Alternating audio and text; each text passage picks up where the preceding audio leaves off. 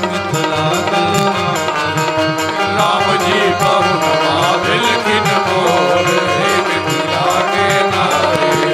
राम जी पवन माविल किन मोर मिथिला के राम जी पवन माविल किन मोर मिथिला के नारे। गाय बजाई हम दुल्हा रिझायब हे मिथिला के गाय बजाई हम दुल्हा रिझायब हे मिथिला के नारे।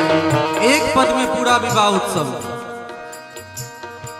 गाय बजाई गाय बजाए गाय बजाए हम दुल्हा रिझायब हे गाय बजाई हम दुल्हा रिझायब हे मिथिला के नारे। आशीर्वाद चिरजीवो युगल की चिरजीवो युगल किशोर मिथिला के नारे।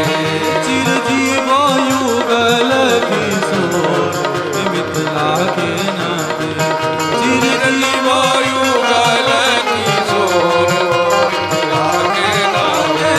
राम जी पवन माविल किन मोर मिथिला के नारे।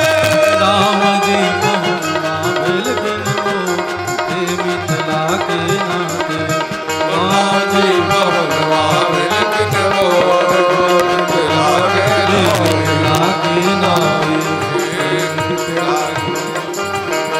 राम जी पवन माविल किन मोर मिथिला के नाते। बोलिए दुल्हा सरकार की जय। बैठ जाएं। इस प्रकार भगवान राम को हम लोग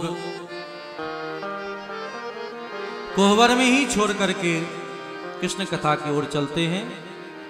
कोहबर का भाव है लह कोरी गौरी सिखाव राम सिय सन सादर रहे रनिवास रास विलास रस बस जन्म को फल सब लहे रनिवास रास विलास रस बस जन्म को फल सब लहे लह को। कोहबर बातचीत नहीं करे। कोहबर जानते हैं शब्द है कोहबर और होता है कोहबर। कहते हैं कोहबर होता है कोहबर, दोनों का खेल होता है। एक जीता एक हारा, दोनों को जिता दिया। इस प्रकार भगवान को कोहबर में छोड़ करके हम लोग चले वृंदावन की ओर। शांति बना करके रहें। भगवान नारायण, देखिए कृष्ण कथा। नारायण, नारायण की नाभि कमल से ब्रह्मा, वर्ष परंपरा सुनिए। ब्रह्मा भगवान नारायण, नारायण के नाभि कमल से ब्रह्मा, ब्रह्मा के अत्रि, अत्रि के चंद्रमा, चंद्रमा के बुध, बुध के पुरुरवा। इसी वंश में आगे चल करके मथुरा मंडल में महाराज उग्रसेन हुए हैं, जिसके बेटे का नाम है कंस। महाराज उग्रसेन के भाई का नाम ही है देवक, जिनकी बेटी का नाम है देवकी। इतना बड़ा पापी हुआ कंस की, कंस कहते ही हैं हत्यारा को। ऐसे हत्यारा जो सबको दुख दे, कष्ट दे। ऐसे कंस के जन्म लेने से पूरा मथुरा मंडल त्राहिमाम त्राहिमाम करने लगा। ऐसे समय में पृथ्वी महारानी गौ का रूप धारण करके सभी देवताओं के साथ भगवान की स्तुति करती हैं। और स्तुति करने के बाद भगवान ने सबसे कहा कि देखो मैं अवतार लूंगा, सबका संहार करूंगा, सभी को भेज देते हैं। कंस अपनी प्रशंसा करने के लिए, ध्यान दें, कंस की प्रशंसा हो, इसीलिए कंस क्या चाहता है कि हम अपनी बहन देवकी का ब्याह वसुदेव के साथ कर दें। वसुदेव के साथ ब्याह तय कर दिया। सुंदर ढंग से ब्याह भी संपन्न हो गया।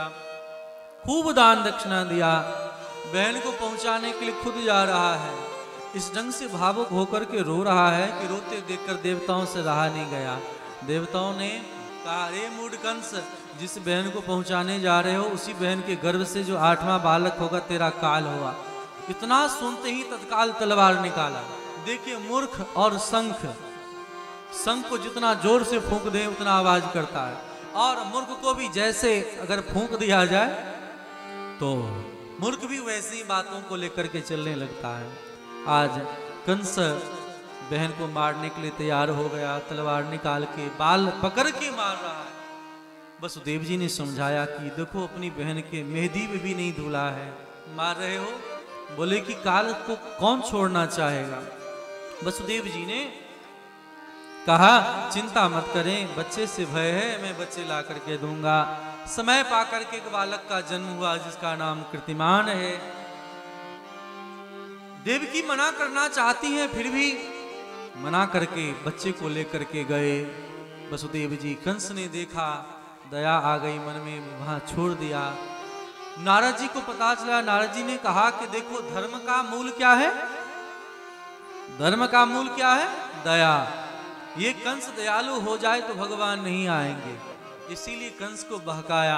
एक कंस कौन पहला, कौन 8वां, कौन 7वां, कमल नाल कह करके भ्रमित कर दिया। कंस भ्रमित हो गया और बालक को ला करके पत्थर पर पटक के मार डाला। देखो भगवान का अवतार कितने कष्ट उठा करके होता है। इस प्रकार 6 बालक का जन्म हुआ, 6 को मार डाला। साथ में गर्भ में बलराम जी हैं। भगवान ने योग माया को बुलाया, योग माया आओ, जाओ इस गर्भ को उठा करके रोहिणी महारानी के गर्भ में डाल दो। 7वां गर्भ संकर्षण करके डाल दिया। रोहिणी के गर्भ में पता चला गर्भपात हो गया। 8वें में भगवान आ रहे हैं, पहरेदार लगा करके कंस ने देवकी वसुदेव को कारागार में डाल दिया। और जब कारागार में डाल दिया, सब पहरेदार सब लग गए। भगवान जैसे जैसे बढ़ते जा रहे हैं, घर में प्रकाश फैलता है, लगता है कोई आने वाला है। इस प्रकार कंस बार बार चाहता है मार दे, लेकिन मार नहीं पाता है। एक सुंदर समय आया, भादव मास, कृष्ण पक्ष, अष्टमी तिथि, रात्रि के 12 बजे।